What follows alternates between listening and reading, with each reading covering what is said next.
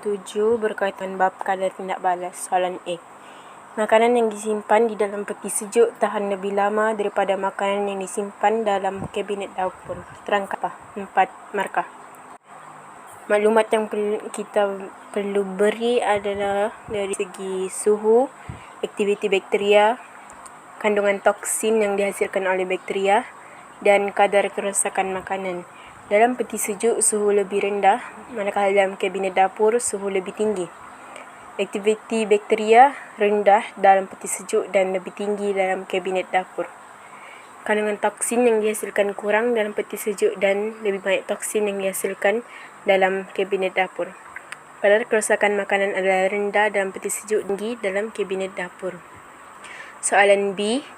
Jadual 7 menunjukkan maklumat bagi 3 set eksperimen untuk menyiasat faktor-faktor yang mempengaruhi kadar tindak balas antara kalsium karbonat dengan asid hidroklorik.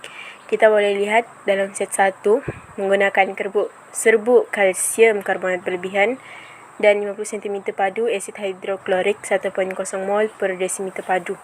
Masa yang diambil untuk mengumpul 40 cm padu gas karbon dioksida adalah selama 33 saat. Set 2 menggunakan ketulan kalsium karbonat berlebihan dan 50 cm padu asid hidroklorik 1.0 mol per desimeter padu. Masa yang diambil adalah 45 saat. Dan set 3 menggunakan serbuk kalsium karbonat berlebihan dan menggunakan 25 cm padu asid hidroklorik 2.0 mol per desimeter padu. Masa yang diambil adalah 25 saat. Soalan Roman 1. Tuliskan persamaan kimia bagi tindak balas antara kalsium karbonat dengan asid hidroklorik. Hitungkan isi padu maksimum bagi gas karbon dioksida yang terhasil dalam set 1. Diberi isi padu molar bagi gas ialah 24 desimeter padu per mol pada keadaan. Okey, pertama sekali dia punya persamaan adalah kalsium karbonat bertindak balas dengan 2 molekul asid hidroklorik akan menghasilkan kalsium klorida plus karbon dioksida plus air. Bilangan mol bagi asid hidroklorik adalah adalah 50 darab 1.0 per dengan 1000. Jawapannya adalah 0.05 mol. 0.05 mol asid hidroklorik akan menghasilkan 0.025 mol karbon dioksida.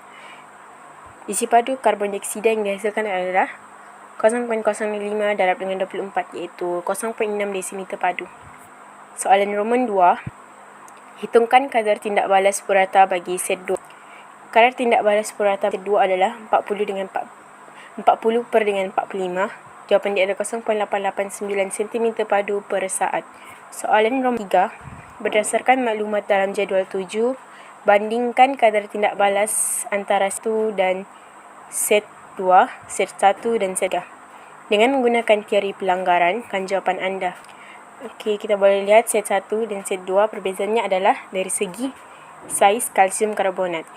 Kadar tindak balas set 1 lebih tinggi daripada set 2. Dalam set 1, saiz kalsium karbonat yang digunakan lebih kecil. Jumlah luas permukaan serbuk kalsium karbonat lebih besar. Frekuensi pelanggaran antara kalsium karbonat dan ion hidrogen lebih tinggi, menyebabkan frekuensi pelanggaran berkesan meningkat. Dalam set 1 dan set 3, faktor dia adalah kepekatan asid hidroklorik. Kadar tindak balas set 3 lebih tinggi daripada set 1. Dalam set 3, kepekatan asid hidroklorik lebih tinggi. Bilangan ion hidrogen per isi padu lebih tinggi. Frekuensi pelanggaran antara kalsium karbonat dan ion hidrogen lebih tinggi. Maka frekuensi pelanggaran meningkat.